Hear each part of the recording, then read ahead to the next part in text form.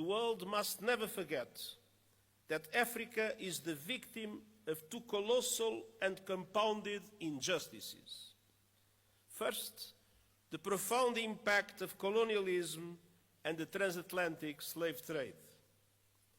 The roots stretch back centuries, and the bitter fruit continues to affect Africans and people of African descent to this day. Decolonization alone in itself was not a panacea. Political independence did not free countries from structures based on exploitation and decades of economic, social, and institutional underinvestment. It is high time for reparatory justice frameworks to be put in place. Good morning, good afternoon, good evening, depending on your time zone and depending from where you're watching us from. This is Biafra Watchman TV. We are live and we are direct. We are here to bring you the gospel of redemption, and we are here to set the record straight. We are here to preach that gospel of Biafra, that gospel of hope, that gospel of freedom. We are here to propagate it without fear or favor. People, I believe you all listening to what this man said, and I believe you all know who that man is. He's the Secretary General of UN.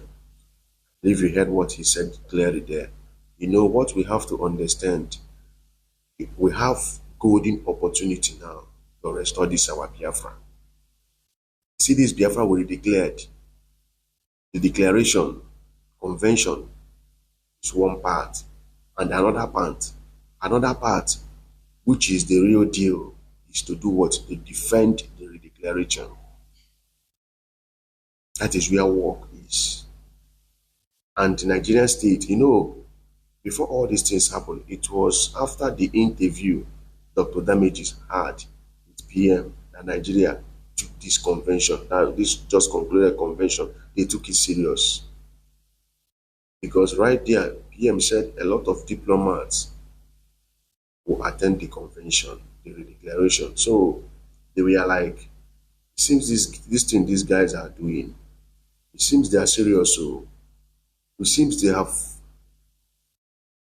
gotten to a point that, or they've taken Biafra to a stage that pundits and diplomats of different countries in the world are now flowing up in the case of Biafra.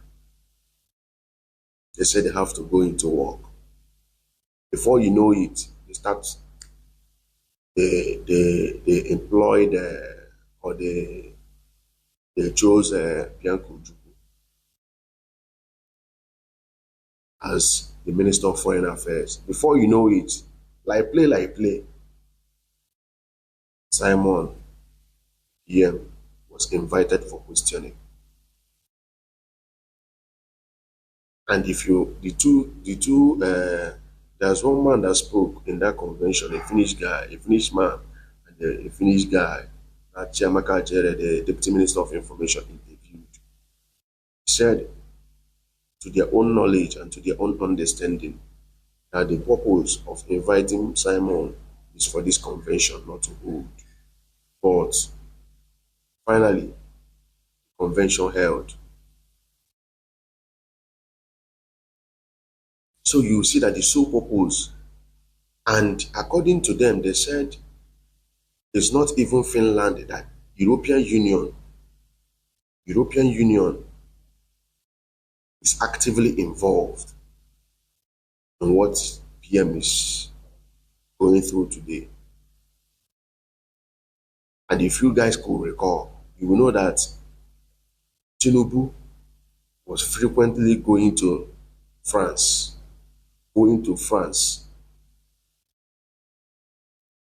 At a point, we were like, there was one he went, and I believe that was the day they discussed the calling of PM and Finnish authority. Because he used to go there, but that very day, they threw a red carpet for him. He walked on red carpet.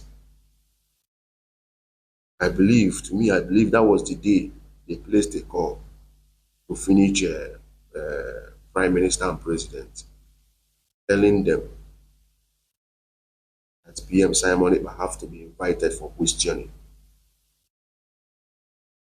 So let me not digress much. What I'm saying in a nutshell is this. We can see now, even an international stage, the center cannot hold. And we are very lucky that the lobbyists we have, they are pro-Trump. And we've seen that the latest indictment that Obama and Joe Biden, that US whatever, aid whatever, and they gave Boko Haram huge amount of money. And this will make Trump to put eye in Nigerian matter. So we have the chances now. That is why I feel so angry on what Ngozi is doing. I was asking myself, why must it be now? Why must it be now that Ngozi is doing all this rubbish? Why? Causing confusion and division. Why? Anyways, she's on a mission. I know already. Some of us know. Before now, as way back as 2023, we know that she's on a mission. So what I'm saying, we have to defend Biafra. You know, like Alamaji followers and Ngozi, we are going about saying Biafra has been restored. We are now a United States of Biafra. You are a United States of Biafra, and you are not in control of any of your territory. You know, there's something the acting PM said. He said each time he goes to Washington, D.C. to have meeting with the people that matters there, they keep asking him, which of your territory are you in control of? Because there are some certain things they got to see before they will now support you. How many of your territory are you in control? That is what we have been lamenting, that we need to work on what? Securing our territory. That we have to be in some, some percentage of territory we got to be in control of before the world will start listening to us. These are the emphasis I'm laying. I keep emphasizing on this. Nigerian state, they are both military barracks, police stations, checkpoint. They are still in our territory. And you are going about deceiving people that Biafra have been restored. You yourself claiming to be deputy prime minister, claiming to be acting prime minister, one person, and also claiming to be chief of staff. You are not in that same territory.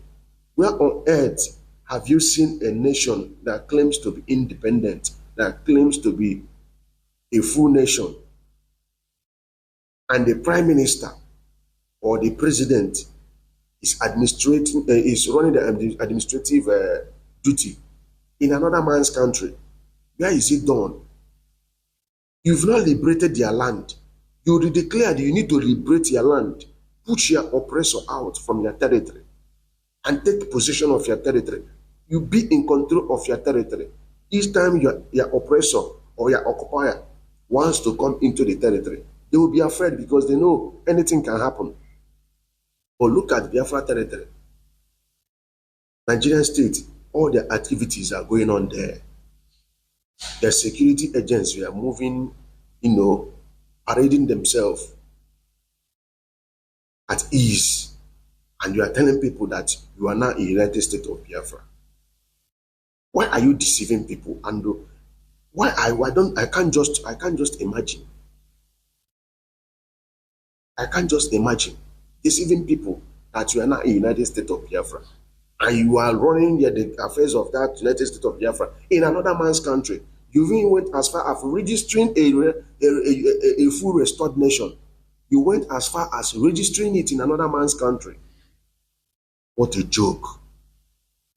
What a joke. Who will take you serious? You are just already declaring everything about Biafra.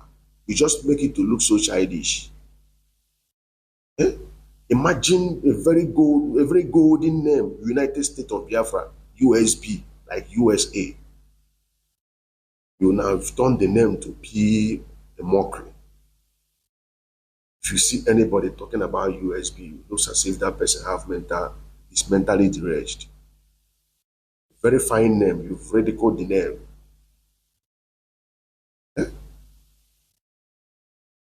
We have opportunity now.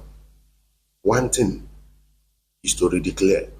Another thing is to do what? Liberate your land from your occupier and from your oppressor. Have we liberated our land from our oppressor? Are we in control of our territory? Michael Robin told Biafrans in the convention that they should start what? That is now, after this redeclaration is when the work starts. That they should go and start lobbying for African countries, especially the ones that recognized Biafra during the first republic, to support Biafra now, to recognize Biafra now, that they will start from Africa. Look at now, Niger have banned Nigerian passports. You cannot enter Niger with Nigerian passport. Have you seen? This Nigeria spent, you know how much? At the point they bought how many? Was it up to 100 and something CRV cars? They sent it to Niger. They constructed a rail line from Nigeria, from Abuja to Niger. You know how much Nigeria spent there? Now they are telling Nigeria that you cannot enter their country with Nigerian passports. Look at these people. You know, the sole purpose, you know, this thing is all about politics. And it's all about playing it very well. We know that the problem of Nigeria is Britain. And we know that the people backing all these Ivory Coast, these ones, they don't fancy Europe. They know say the major problem of Africa is Europe. This neocolonialism, that Europe, they champion this neocolonialism. And they themselves don't want it. And what we are fighting is neocolonialism. That is why we want to separate ourselves from Nigeria. That is why we want to liberate our land from Nigeria, to avoid this neocolonialism. This opportunity for us to do what all these African countries like Burkina Faso, we all see what that young guy is doing. We need to align ourselves with these nations for them to recognize us. We need to start moving for recognition. This ought to be our utmost priority now. Not going on Zoom or ranting every day. We are in the United States of Biafra. How many countries have recognized you? How many countries have you approached? How many countries have you approached for them to recognize Biafra? How many? How many countries, since you are claiming this year United States of Biafra, glass, be talking nonsense? How many countries, since you are the deputy prime minister, you are the acting prime minister, you are the chief of staff, how many countries have you approached for them to recognize Biafra as a sovereign nation? How many? Alamajiri following Ngozi, have you go and ask her that question? At least we've seen Oge going to Washington, acting prime minister.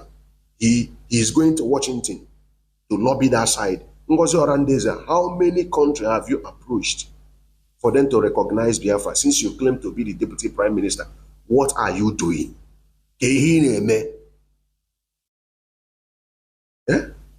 Yaramajiri followers should be asking you this question. What are you doing for Biafra to be recognized by a fully independent nation, not Eritrea and Abyssinia, who are also seeking for what? Recognition and the independent states?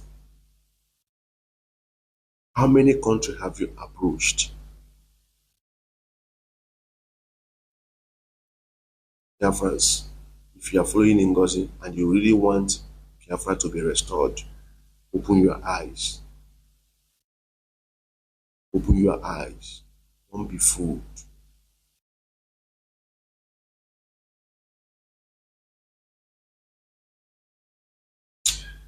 I rest my case here.